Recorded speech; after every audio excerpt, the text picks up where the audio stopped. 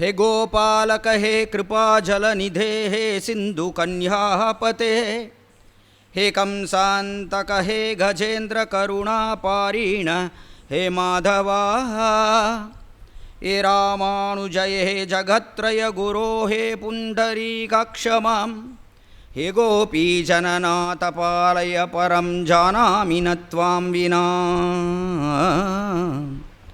शतमकमणिनीलाचारुकल्हारहस्ता स्तनभरनमिताङ्गी सान्द्रवत्सल्यसिन्धुः अलकविनिहिताविष्ट्रग्भिराक्लिष्टनाथा विलसतु हृदि गोदा विष्णुचित्तात्मजानः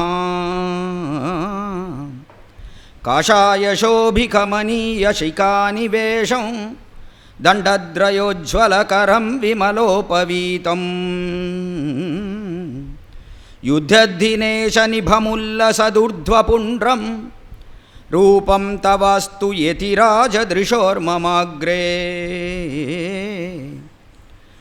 பற்பமெனத்திகள் பைங்கடலும் தன் பல்லவமே விரலும் பாவனமாகிய பைந்துவராடைப்பதிந்த மருங்கழகும்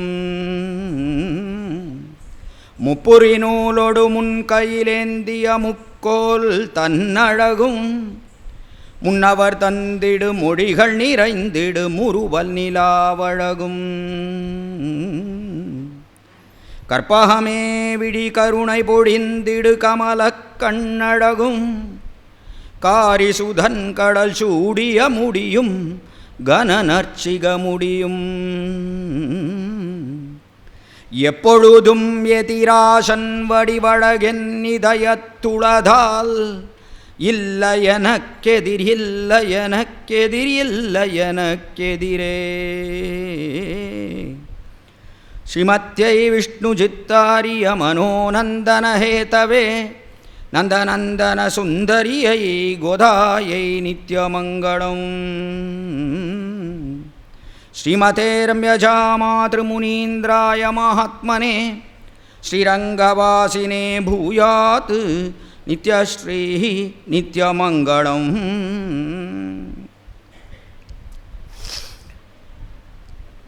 सर्वोपनिषदः गावः दोग्धा गोपालनन्दनः पार्थो वत्सः सुधीभोक्ता दुग्धं गीतामृतं महत् என்பது கீதார்த்த சங்கிரகத்திலே பரமாச்சாரியரான யாமுனாச்சாரியர் ஆடவந்தார் அருளி செய்யக்கூடிய அற்புதமான ஸ்ரீசூக்தி. சர்வோ உபனிஷதா காவஹ, எல்லா உபனிஷத்துக்களும் பசுக்களாக இருக்கக்கூடியது. அதாவது வேதம்னு பார்க்கிறோம். நம்முடைய சம்பிரதாயத்துக்கு ஆதாரமே எது, மூலம் எதுன்னா வேதம்தான். வேதம்தான் மிகச்சிறந்த சாஸ்திரமாக இருக்கக்கூடியது.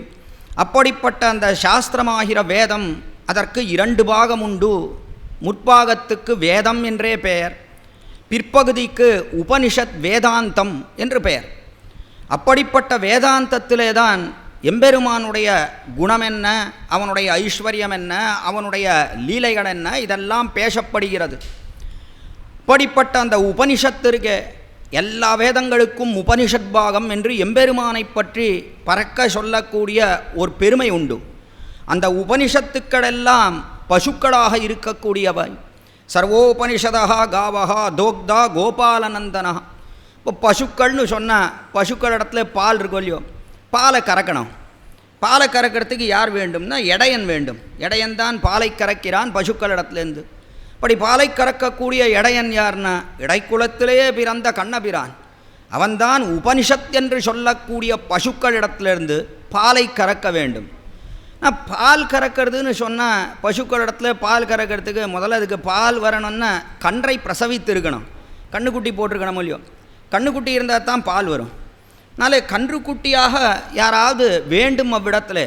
கண்ணன் என்னவோ இவ்விடத்தில் எடையனாக இருக்கிறான், பாலை கறப்பதற்கு சித்தமாக இருக்கிறான். ஆனால் கண்ணுக்குட்டி வேணுமே. யார் கண்ணுக்குட்டினா பார்த்தோ வத்சஹா, பார்த்தன்னு சொல்லக்கூடிய அர்ஜுனன் அவன்தான் கன்றுக்குட்டியாக இருக்கிறான், பார்த்தோ வத்சஹா. ஆனால் இந்த பாலை கறக்கிறானே ஒரு இடையன், கறக்கிற பாலெல்லாம் பசுவோடைய அந்த கண்ணுக்குட்டியே எல்லாத்தையும் குடிக்கிறதா அப்படின்னா அது குடிக்கிறதில்ல. அது என்ன பண்ணுறது, கண்ணுக்குட்டி கொஞ்சம் குடிக்கும் பால், மற்றதெல்லாம் நாம் தான் அனுபவிக்கிறோம். நமக்குத்தான் அந்த பாலெல்லாம் வந்து சேர்றது, பசு இடத்துலேருந்து வரக்கூடிய பால் அது நமக்குத்தான் வந்து சேர்றது என்று பார்க்கிறோம். இப்படி எங்கே சுவாமி வருதுன்னு கேட்க வேண்டாம், எல்லாம் பேக்கெட்டாக போயிடுத்து, எங்கே பசு பால் எங்கே வருதுன்னு கேட்க வேண்டாம். அதுக்காகவே நம்முடைய சின்னூர் ராமானுஜாசன் அற்புதமாக கோஷாலை ஒன்று அமைத்து கூரத்தில் அற்புதமாக அதிலிருந்து நிறைய பாலானது உடத்துல சுரக்கும்படியாக அற்புதமாக பண்ணியிருக்கார். ஆக பசுக்கள் என்று சொன்னால் கன்றுக்குட்டிகள் இருக்கணும், கண்ணுக்குட்டிக்கு பால் என்பது உண்டு. அதற்கு மேலே என்னென்ன, அதை அனுபவிக்கக்கூடியவர்கள் லோகத்தில் இருக்கக்கூடிய ஜனங்கள் எல்லாரும், மக்கள் எல்லாம் அதை அனுபவிக்கிறார்கள் அந்த பாலை. அதே போலத்தான் பார்த்தோவத்சகா, பார்த்தன்னு சொல்லக்கூடிய அர்ஜுனன் கண்ணுக்குட்டியாக இருந்தான். ஆனால் அனுபவிக்கக்கூடியவர்கள் யார்னா சுதி போக்தா என்று, போக்தா அனுபவிக்கக்கூடியவர்கள் சுதி என்று சொல்லக்கூடிய நல்ல ஞானத்தோடைய கூடினவர்கள். ஞானத்தோடைய கூடினவர்கள் அந்த ஆச்சரியமான பாலை அனுபவிக்கிறார்கள். அது என்ன பால், அது என்ன பாலை அனுபவிக்கிறார்கள் என்றால், சாதாரணமாக ரோகத்திலே நாம் பசுக்கள் இடத்துலேருந்து வரக்கூடிய பாலை அனுபவிக்கிறோம், அது எல்லோரும் அனுபவிக்கிறார்கள், ஞானம் இருக்கோ இல்லையோ எல்லாரும் அந்த பாலை பருகிறோம். ஆனால் அப்படி என்று இவ்விடத்திலே நல்ல ஞானத்தோடைய கூடினவர்கள் பருகக்கூடிய ஞானப்பாலாக இருக்கக்கூடியது என்று சொன்னால் துக்தம் கீதாமிருதம் மகத்து என்று கீதைன்னு சொல்லக்கூடிய அற்புதமான பால். அது பாலா, அது அமிர்தம்னு காட்டினார் இடத்துல ஆட வந்தார். கீதாமிருதம் மகத்துன்னு கீதைன்னு சொல்லக்கூடிய அமிர்தம் இருக்கே, அதைத்தான் கண்ணபிரானாகிற எடையன் கரந்தான காலத்தில் உபனிஷத் என்று சொல்லக்கூடிய பசுக்களிடத்திலிருந்து பார்த்தன்னு சொல்லக்கூடிய அர்ஜுனனை கன்றாக கொண்டு எல்லா ஞானிகளுக்காகவும் அக்காலத்தில் கீதாமிருதத்தை கறந்த பெருமை நம்முடைய கீதாச்சாரியன் பார்த்தசாரதி எம்பெருமானுக்குண்டான தனிப்பட்ட பெருமை. அப்படிப்பட்ட ஆச்சரியமான அந்த கீதா சாஸ்திரத்தை அருளி செய்தானே, அதை அனுபவிக்கக்கூடியவர்கள் யார் என்றால் நல்ல ஞானத்தோடைய கூடினவர்கள் சுதி என்று தெரிவித்தார் விடத்தில். அந்த ஞானம் யாருக்குண்டுனா ஆழ்வார்களுக்குண்டு. தலைவரான எங்கூர் ஆழ்வார் சுவாமி நம்மாழ்வாருக்குண்டு. நம்மாழ்வார் அற்புதமாக பலபடியாக கண்ணபிரானுடைய கீதாச்சாரியனுடைய பெருமையை கொண்டாடுகிறார். அதன் விஷயமாகவே சென்ற வருடம் அடியன் இதே உபன்யாச கோஷ்டியிலே தேர்ப்பாகனும் யானைப்பாகனும் என்கிற தலைப்பிலே இந்த கோஷ்டியிலே உபன்யாசித்தேன். அன்றும் திருத்தேர், பார்த்தசாரதியினுடைய திருத்தேர். அதற்கு சேர விடத்திலே தேர்ப்பாகனும் யானைப்பாகனும்னு ஆழ்வார் எப்படி கண்ணபிரானை தேர்ப்பாகனை எப்படி அனுபவிக்கிறார், கண்ணன் அன்று முக்கியமாக தேர்ப்பாகன் அவனை எப்படி அனுபவிக்கிறார்னு சென்ற ஆண்டு அனுபவித்தோம். அதே போல் இந்த ஆண்டு இவ்விடத்தில் அனுபவிக்கக்கூடியவர் சுவாமி நம்மாழ்வார் போல இருக்கக்கூடிய ஞானிகள் அவர்கள் அனுபவிக்கிறார்கள். அதற்கு மேலே யார் அனுபவிக்கிறார்கள்னா ஆச்சாரியர்கள். மாறன் அடிபணிந்துய்ந்தவன்னு பேர் பெற்ற புகழ் பெற்ற சுவாமி எம்பெருமானார் அவர் அனுபவிக்கிறார் அற்புதமாக. பரமாச்சாரியரான ஆளவந்தார் அவர் அனுபவிக்கிறார் இவ்விடத்தில் கீதார்த்த சங்கிரகம்னு ஆச்சரியமாக ஸ்ரீ கீதைன்னு சொல்லக்கூடிய அந்த அமிர்தம், அந்த அமிர்த சாகரம். அப்படிப்பட்ட அந்த சாகரத்தில் இருக்கக்கூடிய ஆச்சரியமான தெளிந்த தேர்ந்த அர்த்தங்கள் அதை எல்லாவற்றையும் கீதார்த்த சங்கிரகத்தில் ஆச்சரியமாக பரமாச்சாரியர் வெளியிடுகிறார். அதற்கு மேலாக ஆளவந்தாரனுடைய மிகச்சிறந்த சீடராக இருக்கக்கூடிய சுவாமி எம்பெருமானார் அவர் ஆச்சரியமாக அனுபவிக்கிறார் என்று பார்க்கிறோம். அதற்கு சேர இந்த ஆண்டு இவ்விடத்தில் தேரிலே சொன்னதும் பாரிலே சொன்னதும் என்கிற தலைப்பின் கீழே இவ்விடத்தில் யதாமதி யதா அவகாசம் சிற்சிற விசேஷார்த்தங்களை இந்த கோஷ்டியிலே விண்ணப்பித்து சத்தை பெறலாம் என்று இப்பொழுது தொடங்குகிறேன். ஆக கண்ணபிரான் திருத்தேரிலே ஏறினான். திருத்தேரிலே ஏறி இந்த கீதா சாஸ்திரத்தை அவ்விடத்திலே பார்த்தனுக்காக அர்ஜுனனுக்காக உபதேசித்தான் என்று சரித்திரம் பார்க்கிறோம். இன்றைய தினம் பார்த்தசாரதி எம்பெருமானுக்கு திருத்தேரானபடினாலே அதற்கு சேர தேரிலே அவன் சொன்ன வார்த்தை எப்படிப்பட்டது, அதை பாரினில் சொன்னவர் யார், தேரினில் சொன்னது ராமானுஜன்னு பேர் பெற்ற கண்ணபிரான். அவன் பலராம அனுஜன், பலராமனுக்கு பின்பிறந்தவன் கண்ணபிரான். அதனாலே பலராமானுஜன் அவன் சொன்ன வார்த்தை தேரினில் சொன்ன வார்த்தை.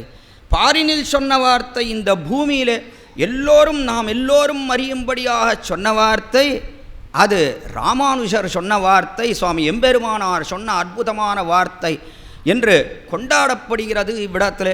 இதை கொண்டாடினவர் யார், முதல்ல இப்படி கொண்டாடினவர் யார் என்றால் ராமானுஜன் உத்தந்தாதின்னு ஆச்சரியமான ஒரு திவ்ய பிரபந்தம் பார்க்கிறோம்னா, இந்த திவ்ய பிரபந்தத்தில் திருவரங்க தமுதனார் அவர் அற்புதமாக கொண்டாடுகிறார். ஒரு பாசுரத்தில் கண்ணபிரானுடைய பெருமை என்ன, அதே போல சுவாமி எம்பெருமானாருடைய பெருமை என்ன, அதை ஆச்சரியமாக வெளியிடுகிறார்.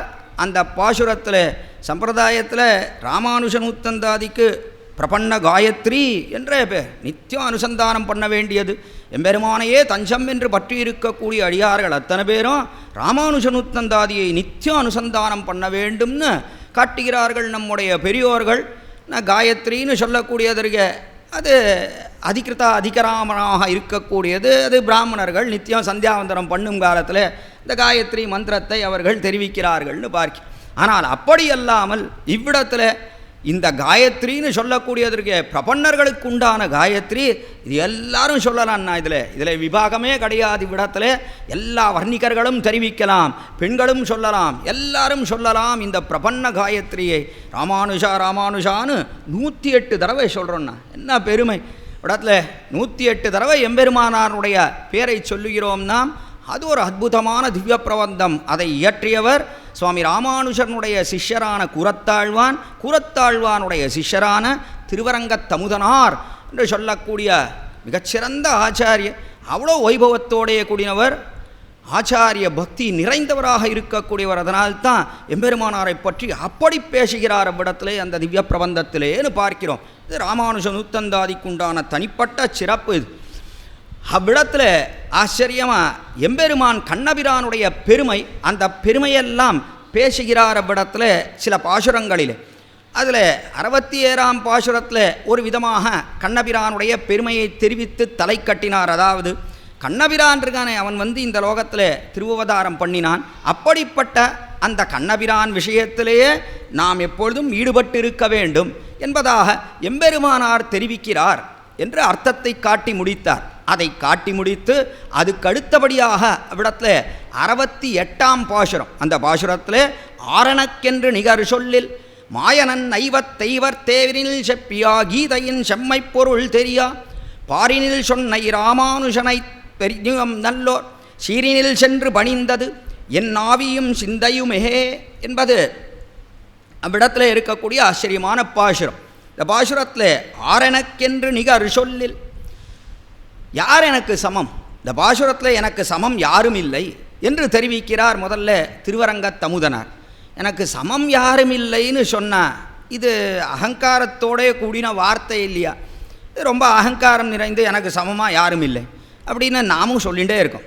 நமக்கும் எப்போதும் அந்த அகங்காரம் இருந்துகிட்டே இருக்கா. எனக்கு சமம் யாரும் இல்லை யாரும் இல்லைன்னு நமக்கு இடத்துல ஒன்றுமே இல்லைன்னு சொன்னாலும் எல்லாரும் அதையே தெரிவித்து கொள்கிறார்கள். நான் அகங்காரம் இல்லாதவனே கிடையாது லோகத்தில். எல்லாரும் அகங்கரிக்கிறார்கள். ஏதோ ஒரு விதத்தில் நான் பணக்காரன்னு அகங்காரம் ஏற்படுறது. அதே போல் நான் நல்ல ஞானத்தோடே கூடினவன்னு அகங்காரம், நான் அனுஷ்டானசீலன்னு அகங்காரம், இப்படிலாம் எத்தனையோ அகங்காரங்களை லோகத்தில் பார்க்கிறோம்னா. வாய் வார்த்தை வேணுன்னா அடியேன் தாசன் எல்லாம் நிறைய தாழ்ந்த சொற்களெல்லாம் சொல்லிக்கிறோம். ஆனால் என்ன பண்ணுறது, அகங்காரம்ங்கிறதுக்கு அது போகவே மாட்டேங்கிறது. கூட பிறந்ததாக இருக்குது இந்த அகங்காரம்னு சொல்கிறது. அதனால் எனக்கு சமம் யாரும் இல்லை யாரும் இல்லைன்னு வெடிவார்த்தைக்கு அதை சொல்லலைனாக்குள்ள மனசுக்குள்ளே எத்தனைத்தான் நாம் தாழ்ந்தவர்களாக இருந்தாலும் கூட அது மாறவே மாட்டேங்கிறது. அது இருந்துட்டே இருக்குது விடத்தில். இதைத்தான் எப்பொழுதும் நான் நினைத்து கொண்டே இருக்கிறோம். இருந்தாலும் இந்த அகங்காரம் இருக்கே அது நம்மை விட்டு போவதே கிடையாது. அதை போல இங்கே அகங்கரித்து இவ்விடத்தில் ஏதோ வார்த்தை சொல்லுகிறாரே திருவரங்கத்தமுதனார்.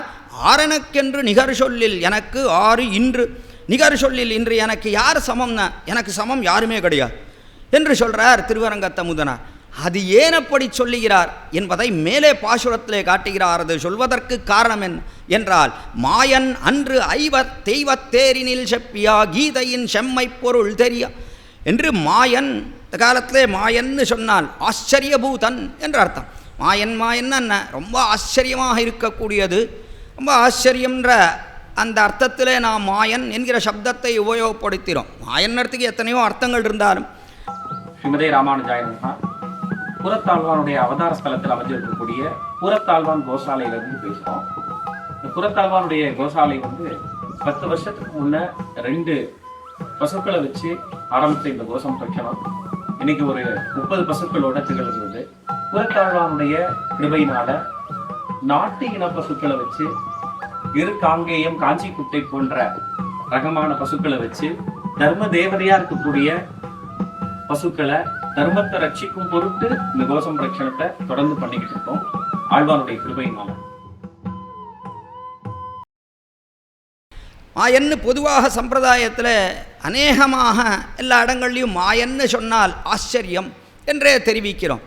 ஏன்னா மாயம்னு சொன்னால், மாயம்னா இது என்ன மாயம் அப்படின்னு சொன்னால், ஒரு வஸ்து இல்லாத இருக்கிறப்போ அந்த வஸ்துவானதை இருக்கும்படியாக நாம் பார்க்கிறோம் அப்படின்னு சொன்னால் அதற்கும் மாயம் என்று தான் சப்தம். ஒரு வஸ்து இல்லவே இல்லை, ஆனால் இருக்கிற மாதிரி மேஜிக்குன்னெல்லாம் சொல்கிறாளோ இல்லையோ, எல்லாம் கண்கட்டி வித்தை அதெல்லாம் பண்ணி காட்டுறாளோ இல்லையோ, அங்கே வஸ்துவே இருக்காது, ஆனால் இருக்கிற மாதிரி இருக்கும். அங்கே வஸ்து என்னவோ இருக்கிற மாதிரி நமக்கு ஒரு தோற்றம் அளிக்கும். உண்மையிலேயே அங்கே வஸ்து இல்லை. அதையும் நாம் என்ன சொல்லுகிறோம், இது என்ன மாயாஜாலம், இது என்ன மாயம் பண்ணி காட்டுறான் அப்படின்னு சொல்கிறோம். அப்போ அதுக்கு என்ன பொருள் என்றால், அங்கே வஸ்துவே இல்லை, ஆனால் இருக்கிறா போலே நாம் பிரமிக்கிறோம் என்று சொன்னால் அதற்கு மாயம் என்றுதான் பெயர். இதை நாம் மாயம்னு சொல்லுகிறோம். இந்த அர்த்தத்தை தான் முக்கியமாக ஸ்ரீ சங்கரர் அவர் கொண்டார். அவர் எப்பொழுதும் அவர் எத்தனையோ வியாக்கியானங்கள் பண்ணும் காலத்தில் அவர் பிரம்மசூத்திரத்துக்கு வியாக்கியானம் எல்லாம் இடுகிறார். இதே போல் கீதைக்கும் வியாக்கியானம் இடுறார்.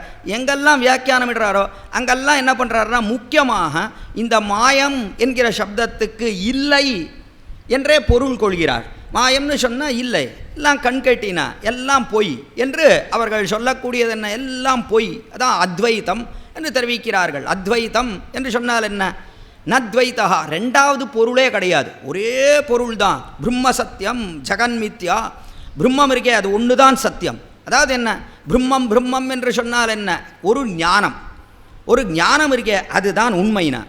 அந்த ஞானத்துக்கு ஞானம் கிடையாது. பிரம்மம்னு சொன்னால் கேவலம் ஞானம், அவர்கள் சொல்லக்கூடியது தான். அதற்கு ஞானம் இருக்கிறதுன்னு சொன்னால் அப்போ அத்வைத்தம் போயிடும். ரெண்டாவது பதார்த்தம் ஒன்றுதும் ஞானத்தோடைய கூடின ஒரு பந்துன்னு வச்சுக்கிறது, ஞானப்பந்து. அந்த ஞானப்பந்துக்கு ஞானம் இருக்கிறதுன்னு சொன்னால் அப்போ அத்வைத்தம் போயிடும், ரெண்டாவது வந்துடும். அதனால் வெறும் ஞானம் தான், அவ்வளோதான். அதை தவிர வேறு எதுவுமே கிடையாதுண்ணா, எல்லாம் போய். நீங்களும் போய், நானும் போய், அடியன் சொல்கிறதும் போய், நீங்கள் கேட்குறதும் போய், எல்லாம் போய். சர்வம் மித்யா, இதான் மித்யாவாதம், இதான் மாயம். அதனாலே அவர்களுக்கு மாயாவாதிகள் என்று பெயரிட்டார்கள் நம்முடைய பூர்வாச்சாரியர். மாயாவாதிகள்னால் எல்லாம் பொய்னா, எதுவுமே உண்மை கிடையாது. வெறும் பிரம்மம்னு சொல்லக்கூடிய ஒன்று தான் உண்மை. ஜீவாத்மா என்பது கிடையாது, அச்சேதனம்ன்றது கிடையாது, எதுவுமே கிடையாது. எல்லாம் பார்க்கக்கூடியது அத்தனையும் பொய், சர்வம் மித்யா என்று இதைத்தான் வேதாந்தம் சொல்லுகிறது என்று அவர்கள் தெரிவிக்கிறார்கள். இது எதுக்காக முக்கியமாக இவ்விடத்தில் விண்ணப்பித்தேன்னா, இந்த மாயம்ன்ற சப்தம் இருக்கே, இந்த சப்தத்துக்கு இப்படியும் பொருள் கொள்ளலாம், இப்படியும் பொருள் கொள்ளலாம். மாயம்னா இல்லை என்று பொருள் கொள்ளலாம். ஆனால் அதை முக்கியமாக கொள்ளுவதில்லை நம்முடைய பூர்வாச்சாரியர்கள். எம்பெருமானார் முக்கியமாக மாயம்னு சொன்னால்னா ஆச்சரியம் என்று தெரிவிக்கிறார். இந்த ஆச்சரியம்ன்ற அந்த அர்த்தத்திலையும் நாம் இந்த மாயம்ன்ற சப்தத்தை தினமும் உபயோகப்படுத்துகிறோம். ஒரு பொருளை இடத்துல வைக்கிறோம், வச்சுட்டு அது அங்கே இல்லைன்னா இது என்ன மாயம், இங்கே தானே வச்சேன், எங்கே போச்சு அப்படின்றோம். அப்போ என்ன, இது என்ன ஆச்சரியம்னு அர்த்தம். இது என்ன ஆச்சரியம், நான் தானே வச்சேன் இங்கே, அதுக்குள்ளே எங்கே புறப்பட்டு போயிடுத்து, இதுக்கு என்ன கால் முறைச்சி கொடுத்தா, எங்கே போச்சு அப்படின்னா, ஒன்று இவரே மறந்து போய் வேற எங்கேயோ வச்சுருக்கணும், இல்லை வீட்டில் இருக்கிறவா வெறுமோ ஒழிக்கிறேன்னு எங்கேயோ எடுத்து வச்சுடணும், அதனால் வெறுமோ தேடுறோம்னா. இதான் பொதுவாக பண்ணக்கூடியது. அப்பொழுது நாம் என்ன சொல்லிக்கிறோம், இங்கே தானே வச்சோம், இது என்ன மாயமாக போச்சு, எங்கே போச்சு இது தெரியலையே என்று தெரிவிக்கிறோம் அவ்விடத்தில். அது பொதுவாக இந்த மூக்கண்ணாடி இருக்கே, இதை வச்சுட்டு தேடாதவாளே கிடையாது. அங்கே கைட்டு வச்சுடுவா, எங்கே வைக்கிறோன்னு தெரியவே தெரியாதுண்ணா. என்ன அது அப்பப்போ கைட்ட தோணும், வச்சுட்டா அது கிடைக்கவே கிடைக்காது. இங்கே தேடி அங்கே தேடி கடைசியில் போ வேண்டாம் போ, இன்றைக்கி தலானி கண்ணாடியே இல்லாத இருப்போம் அப்படின்ற அளவுக்கு வந்துடும் அது. ஆனால் இந்த பதார்த்தம் இருக்குது, இதில் ஒரு சௌரியம்ண்ணா, இந்த செல்ஃபோன் இதில் ஒரு சௌரியம். என்ன சௌரியம் அப்படின்னா, இது எங்கே இருந்தாலும் நான் இங்கே இருக்கேன்னு கூப்பிடுறது. அதுவே நம்ம வேறு ஒரு ஃபோன்லேருந்து அதுக்கு ஒரு ஃபோன் கொடுத்தோன்னா உடனே நான் இங்கே இருக்கேன் அப்படின்னு சொல்லிவிடுறது. அதனால் அதில் இந்த பிரச்சனை இல்லை. அதனால நம்ம சௌரியமாக போய் அந்த ஃபோனை எடுத்து விட்றோம் எங்கே வச்சாலும். ஆனால் இந்த கண்ணாடின்னு எடுத்துருக்கே அது ரொம்ப கஷ்டம். அது எங்கேயாவது கைட்டி வச்சுட்டு கடைசியில் இது என்ன மாயம் மாயம் இங்கே தானே வச்சேன், கட்டாயம் அந்த இடத்துல வச்சே இருக்க மாட்டேன். இப்படி தான் அங்கங்கே எந்த இடத்துல பார்க்குறோமோ அந்த இடத்துல வச்சுட வேண்டியது, வச்சுட்டு வேடைக்கு தேட வேண்டியது தான், ஒவ்வொரு வேடையும் தேட வேண்டியது, அதை எங்கே வச்சேன் எங்கே வச்சேன். இது நடக்கக்கூடியது ஒன்று, இதற்கு மாயம் என்று நாம் தெரிவிக்கிறோம். இதென்ன ஆச்சரியம், இங்கே தானே வச்சோம் காணோம் என்று தெரிவிக்கிறோம். அந்த அர்த்தத்திலே தான் முக்கியமாக அர்த்தம் அருளி செய்கிறார் சுவாமி எம்பெருமானார் நம்முடைய பூர்வாச்சாரர்கள் அதையே முக்கியமாக கொள்ளுகிறார். இவ்விடத்திலே மாயன் என்று சொன்னால் ஆரெனக்கென்று நிகர் சொல்லில் மாயன் அன்று ஐவர் தெய்வத்தேரினில் செப்பியா என்று மாயன் என்று இங்கே தெரிவிக்கிறாரே. என்ன ஆச்சரியன்னா, இது என்ன ஆச்சரியம்! ரொம்ப ஆச்சரியப்படுகிறார் திருவரங்கத்தமுதனார். எவ்வளவு பெரியவன், எல்லாவற்றுக்கும் காரணபூதனாக இருக்கக்கூடியவன் எம்பெருமான் ஸ்ரீமன் நாராயணன். எல்லா பதார்த்தத்துக்கும் காரணபூதமாக இருக்கிறான், எல்லாவற்றையும் சிருஷ்டிக்கக்கூடியவன் அவன்தான். பிரம்மாவுக்குள்ளே விசேஷ சக்தி கொண்டு எழுந்தருளியிருந்து சிருஷ்டிக்கிறான். அவன் இல்லைன்னா யாராலையும் சிருஷ்டிக்கவே முடியாது. நான்முகனை நாராயணன் படைத்தான். நாராயணாத் பிரம்மா ஜாயத்தை, நாராயணாத் ருத்ரோ ஜாயத்தே, நாராயணாத் இந்திரோ ஜாயத்தை என்று வேதாந்த வாக்கியம். நாராயணிடத்திலிருந்து தான் பிரம்மா உண்டாகிறான், நாராயணிடத்திலிருந்து தான் ருத்ரன் உண்டாகிறான். நாராயணன் தான் ருத்ரனையும் படைக்கிறான். என்ன அப்படி இல்லையே, பிரம்மா தானே சிருஷ்டித்தான்னு திருமணிஷாழ்வார் சொல்லக்கூடியபடி நான் முகனை நாராயணன் படைத்தான், நான் முகனும் தான் முகமாய் சங்கரனைத்தான் படைத்தான் என்று சங்கரனை படைத்தவன் யார்னா பிரம்மான்னு தெரிவிக்கிறார். ருத்ரனை படைத்தவன் பிரம்மான்னு திருமணிஷாழ்வார் தெரிவிக்கிறார். ஆனால் வேதாந்த வாக்கியம் எப்படி இருக்குன்னா நாராயணாத் ருத்ரோஜாயத்தை, நாராயணத்துலேருந்து தான் ருத்ரன் பிறந்தான்னு இருக்குது. இப்போ நாராயணத்திலேருந்து ருத்ரன் பிறந்தானா, பிரம்மாவினிடத்துலேருந்து ருத்ரன் பிறந்தானா அப்படின்னா எம்பெருமான் பிரம்மாவுக்குள்ளே விசேஷ சக்தி கொண்டு எழுந்தருளியிருந்து பிரம்மா இந்த ருத்ரனை சிருஷ்டிக்கவில்லைனா பிரம்மாவாலே சிருஷ்டிக்க முடியாது, பிரம்மாவாலே யாரையும் சிருஷ்டிக்க முடியாதுன்னா. ஏனென்றால் எம்பெருமான் எப்படி சிருஷ்டிக்கிறான்? சிருஷ்டினா என்ன, இந்த ஆத்மாவுக்கு ஒரு சரீரத்தை கொடுக்கிறானே, ஒரு சரீரத்தோடைய சேர்க்கிறானே எம்பெருமான், அதற்கு சிருஷ்டி என்று பேர். ஆக இந்த ஆத்மாவுக்கு ஒரு சரீரத்தை கொடுக்கிறானே. எப்படி கொடுக்குறான் அப்படின்னா அவரவர்களுடைய புண்ணிய பாப ரூப கர்மாவுக்கு அனுகுணமாக சரீரத்தை கொடுக்கிறான். அப்படி அவாவா பண்ணின புண்ணியம் பாபம்னு இருக்கும் இல்லையோ, அதற்கு சேர ஒரு சரீரம். அதனால்தான் சில பேருக்கு சரீரம் நன்னா இருக்குது, 80 ஆனாலும் 90 ஆனாலும் நன்னா இருக்குது, திருமேனி நன்னா இருக்குது. சில பேருக்கு என்ன ஆகுது 50 60லேயே ரொம்ப சிரமங்கள் நிறைய. எல்லாம் காரணம் என்ன, பாபம் காரணம், புண்ணியம் காரணம். ஆக புண்ணிய பாபம், இந்த புண்ணியம் பாபம்லாம் நாம் தான் பண்ணினது. கீழ்ப்பிறவிகளில் நாம் பண்ணினது தான் இந்த புண்ணியமோ பாபமோ, அதற்கு சேரத்தான் சரீரங்கள் சேருகிறது. இப்படி சரீரம் புண்ணிய பாபத்துக்கு சேர நமக்கு சரீரம் வருது. இந்த புண்ணிய பாபத்தை எல்லாம் கணக்கிட்டு கொடுக்கறது யார் அப்படின்னா எம்பெருமான் ஒருத்தன்தான் கொடுக்க முடியும். அவன் ஒருத்தனால்தான் அப்படி எல்லாவற்றையும் நினைவிலே கொண்டு கொடுக்க முடியுமே தவிர எல்லாம் அறிந்தவன் அவனே, சர்வஜன் அவனே. இந்த பிரம்மாவையும் உண்டாக்குகிறான்னு சொன்ன, இப்போ பிரம்மான்னு சொல்லக்கூடிய ஒரு ஜீவாத்மாவுக்கு பிரம்மான்ற ஒரு சரீரத்தை கொடுக்கிறான்னா அதுக்கு அந்த புண்ணியம் இருக்குது. இந்த புண்ணியத்தை கணக்கிடுறவன் யார்? எம்பெருமான் தான் கணக்கிடுறான். கணக்கிட்டு அந்த ஆத்மா புண்ணியம் பண்ணியிருக்கு நிறைய, அதற்கு பிரம்மாவார்த்துக்கு தகுதி இருக்குது, அதனாலே அதற்கு ஒரு பிரம்ம சரீரத்தை கொண்டு பிரம்மான்ற ஒரு பட்டத்தில் அந்த ஆத்மாவை அமரும்படியாக செய்கிறான் எம்பெருமான். ஆக எல்லாவற்றையும் சிருஷ்டிக்கக்கூடியவன் அவன்தான். அவரவர்களுடைய புண்ணிய பாப கணக்கை அவன்தான் வச்சுட்டுருக்கான், எம்பெருமான் வச்சுட்டுருக்கானே தவிர பிரம்மா கிட்ட அந்த கணக்கு கிடையாது. அதனால பிரம்மாவுக்குள்ளே இருந்து அவனுக்கு இப்படி சிருஷ்டின்னு அவனுக்கு ஒரு எண்ணத்தை கொடுக்கறதே அவன் தான், எம்பெருமான் தான். அதனாலே பிரம்மா சிருஷ்டிக்கிறான். இதன் காரணத்தாலே தான் வேதாந்தமானது நாராயணாத் ருத்ரோஜாயத்தேன்னு நாராயணத்திலேருந்து ருத்ரன் பிறக்கிறான்னு சொல்லித்து. இவ்விடத்தில் திருமணிசையாழ்வார் அவர் தெரிவிக்கிறார், நாராயணத்திலேருந்து பிறக்கிறான், அதில் சந்தேகம் இல்லை, ஆனால் பிரம்மா தானே ருத்ரன்றவனை உண்டு பண்ணுறான் என்கிறபடினாலே இவ்விடத்தில் பிரம்மா நான்முகனும் தான்முகனுமாய் சங்கரனை தான் படைத்தான் திருமணிசை ஆழ்வார் தெரிவிக்கிறார்னு அற்புதமாக அர்த்தம் காட்டப்படுகிறது. ஆக எல்லா ஜகத்துக்கும் காரணபூதனாக இருக்கக்கூடியவன் எம்பெருமான் ஸ்ரீமன் நாராயண். எல்லாத்தையும் சிருஷ்டிக்கிறவன் அவன் தான். அப்படிப்பட்ட ஆச்சரிய பூதன்னா என்ன ஆச்சரியம், அவரவர்களுடைய புண்ணியபாப ரூப கர்மாவுக்கு சேர எம்பெருமான் சரீரத்தை கொடுக்கிறான். மாறுபாடே கிடையாதுன்னா, ஒருத்தருடைய புண்ணியத்தை இன்னூத்தனுக்கு ஏற்றுறதோ பாபத்தை இன்னூத்தனுக்கு ஏற்றுறதோ ஒரு நாளும் கிடையாது. எல்லாம் சரியாக இருக்கும் எம்பெருமானுடைய கணக்கில். அவரவர்களுடைய புண்ணிய பாவத்துக்கு சேரத்தான் சரீரங்களை தவிர மாறி கொடுப்பது என்பது ஒரு நாளும் கிடையவே கிடையாது என்று பார்க்கிறோம். அப்படிப்பட்ட அறப்பெரியவனானவன், எவ்வளவு பெரியவன்! இது என்ன சக்தி, இது என்ன சக்தி, அபுய சக்தின்னு கொண்டாடுகிறார் வேதாந்த வாசிரியர். இடத்துல என்ன ஆச்சரியமான சக்தி தெரியுமா இது? இந்த சக்தி விசேஷம் இருக்கே, ரொம்ப அற்புதம். எவ்வளவு ஜீவாத்மாக்கள், எண்ணிலடங்காத ஜீவாத்மாக்கள். இந்த ஜீவாத்மாக்களுக்கெல்லாம் எம்பெருமான் புண்ணியபாப ரூப கர்மாவுக்கு அனுகுணமாக அவரவர்களுக்கு ஆனந்தத்தையும் துக்கத்தையும் தகுந்த காலங்களிலே கொடுக்கிறானே. ரொம்ப ஆச்சரியன்னா, எல்லாருக்கும் அவனே கொடுக்கிறான் என்று சொன்னால் என்ன சக்தி விசேஷத்தோடே கூடினவன், இதான் ஆச்சரியம். இப்படிப்பட்ட சக்தி விசேஷத்தோடே கூடின எம்பெருமான் ஒரு இடைக்குளத்தில் இடையனாக வந்து திருவவதாரம் பண்ணுகிறானே, என்ன ஆச்சரியம், என்ன கிருபை எம்பெருமானுடைய கிருபை. எதற்காக வந்து பிறக்கிறான், இப்படி இந்த லோகத்திலே வந்து பிறக்கிறானே எம்பெருமான், எதற்காக வந்து பிறக்கிறான், நமக்காக வந்து பிறக்கிறான். எல்லா ஜீவாத்மாக்களையும் இங்கேருந்து கரையேற்ற வேண்டும்னா, எல்லாரையும் வாரிப்படியாக பரமபதத்துக்கு அழைத்து செல்ல வேண்டும் என்கிறபடினாலே பார்த்தசாரதி எம்பெருமான் நமக்காக வந்து திருவவதாரம் பண்ணினான் இந்நில உலகத்திலே என்று பார்க்கிறோம். இவ்வளவு பெரியவனை எதற்காக இந்த லோகத்தில் வந்து பிறக்க வேண்டும்? இந்த லோகத்தில் நாமே பிறப்பதற்கு ஆசைப்படுவதில்லை. ஐயோ வேண்டான்னா, அதுக்காகத்தானே எம்பெருமானார் சம்பந்தம் வேணும், வேண்டாம் இதோட முடிச்சுக்கணும். இதோட எம்பெருமானார் சம்பந்தத்தாலே இனி பிறவி என்பது கூடாது, எம்பெருமானை சென்று அடைய வேண்டும். ஸ்வரூபான ரூபமான பிராப்பியம், ஆத்மாவுக்கு சேஷத்துவம் ஸ்வரூபம், எம்பெருமானுக்கு அடிமையாக இருப்பது ஆத்மாவுக்கு ஸ்வரூபம். அந்த ஸ்வரூபத்துக்கு சேர எம்பெருமானுக்கு இடைவிடாமல் நாம் கைங்கரியம் செய்ய வேண்டும். அது பரமபதத்தில் தான் அது கிடைக்கும் என்கிறபடினால பரமபதத்துக்கு செல்ல வேண்டும்னு நாம் நினைக்கும் காலத்தில் எம்பெருமான் என்ன பண்ணுறான்னா பரமபதத்துலேருந்து இறங்கி வரான். அவனுடைய நினைவு என்ன இருக்குன்னா நம்ம கரையேற்றணும், அதான் அவனுக்கு விஷயம். அதனாலே அவன் என்ன நினைக்கிறான், நம்ம எல்லாம் பரமபதத்துக்கு அழைத்து செல்ல வேண்டும் என்பது அவனுடைய அபிப்பிராயம். அதனாலே வருவோம்னா, என்னதான் ஆனாலும் இந்த மனிதர்கள் என்ன பண்ணினாலும் சரிண்ணா வருவோம், இங்கே வந்து பிறப்போம் என்று இங்கே வந்து பிறந்து என்ன ஆச்சரியமான காரியங்களை பண்ணினான், அற்புத செயல்கள். அதான் மாயம்னு தெரிவிக்கிறார் இடத்துல. என்ன ஆச்சரியமான காரியம். பிறந்த உடனே வந்தாள் பூத்தனை, முதல்ல வந்த அசுர பெண் பிள்ளை பூத்தனை முதல்ல வந்தா.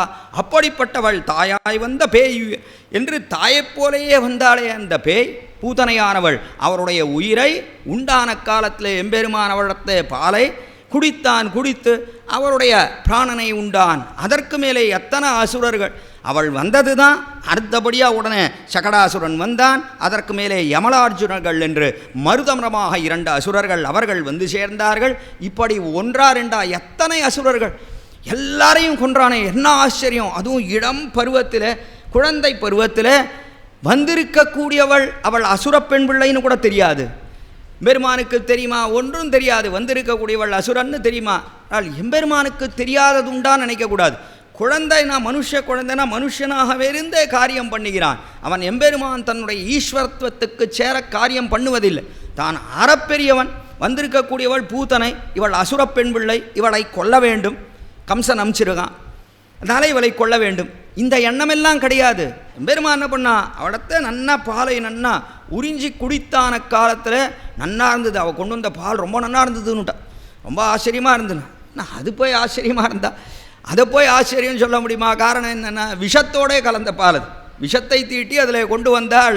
அப்படி இருக்கும் காலத்தில் அதுவா போக்கியமாக இருந்ததுன்னா, ஆமாம் ரொம்ப போக்கியமாக இருந்தது கண்ணபிரானுக்கு. காரணம் என்னென்னா இவனுக்காகவே கொண்டு வந்தாள் இல்லையோ, அதனாலே பரமபோக்கியமாக இருந்தது. இன்றைக்குமே எம்பெருமானுக்குன்னே நம்ம எதை சமர்ப்பித்தாலும் அவனுக்கு ரொம்ப ஆனந்தம். நமக்கும் அதில் பங்கு அப்படின்னு நினச்சி சமர்ப்பிச்சா என்னடா இது இவனுக்கும் பங்கா அப்படின்னா அவனுக்கு அவ்வளோ உகப்புக்கு விஷயமாக இருப்பதில்லை அது. ஆனால் அவனுக்காகவே உன்னை கொடுத்தோம்னு சொன்னால் ரொம்ப ஆனந்தம். தடியை சமர்ப்பிக்கிறோம் அப்படின்னா என்ன, அவனுக்காகவே என்று நினைத்து சமர்ப்பிக்க வேண்டும். இது அவனுக்கு சமர்ப்பித்து முடித்த உடனே நாம் எவ்வளோ இதில் சாப்பிட போகிறோம் அப்படின்னு அந்த எண்ணம் போகக்கூடாது மனசு மேலே. இதுக்கு என்ன விஷயம் என்று அதில் நினைவு இருக்கக்கூடாது. நினைவு என்று இருக்கணும், அவனுக்காகவே கொடுக்க வேண்டும். அப்படி அவனுக்காகவே கொண்டு வந்தாள். கொண்டு வந்தபடினாலே ஸ்தன்யம் தத் விஷசம் இஷ்டம் ரஸ்யமாசி ஜகத்குரு என்கிறார் ஸ்ரீ விஷ்ணு புராணத்திலே பராசர முனி. அந்த பால் இருக்கே அது பரமபோக்கியமாக இருக்குது. விஷத்தோடைய கூடின பால். அந்த பால் இருக்கே அவ்வளோ ரஸ்யமாசித்து, அவனுக்கு பரமபோக்கியமாக இருந்தது இந்த பால். காரணம் அவனுக்காகவே கொண்டு வந்தாள். கொண்டு வந்தபடினாலே அதை நன்றாக அமுது செய்தான். அமுது செய்த காலத்தில் என்ன ஆச்சு, பிராணனும் சேர்ந்து வந்து கொடுத்து. என்ன பண்ணுறது, பாவம் கண்ணனுக்கு அவளை கொல்லணும்னு நினச்சி கொல்லலை, பிராணனும் சேர்ந்து அதுவே வந்து கொடுத்து. ஏன் காரணம் என்னென்னா, கெட்ட எண்ணத்தோடு வந்தாளோ இல்லையோ, இவனை கொல்லணும்னு நினச்சித்தானே வந்தாள் அவள். கெட்ட எண்ணத்தோட எம்பெருமானை யார் நெருங்கினாலும் அவர்கள் பிராணன் தன்னிடையே போய்விடும். நாளே அகிலேக பிரத்யனீகன் என்று அவனுக்கு திருநாமம். எல்லா கெட்டதுக்கும் எதிர்த்தட்டாக இருக்கக்கூடியவன் கண்ணபிரான் எம்பெருமான். அதன் காரணத்தாலே இவள் கெட்ட எண்ணத்தோடு வந்தால் தன்னிடையே உயிர் போயிடுத்து, அவ்வளோதான். அதே போல் சகடாசுரன், சகடத்தின் மேலே ஒரு அசுரன் மேலி பாய்ந்தான்.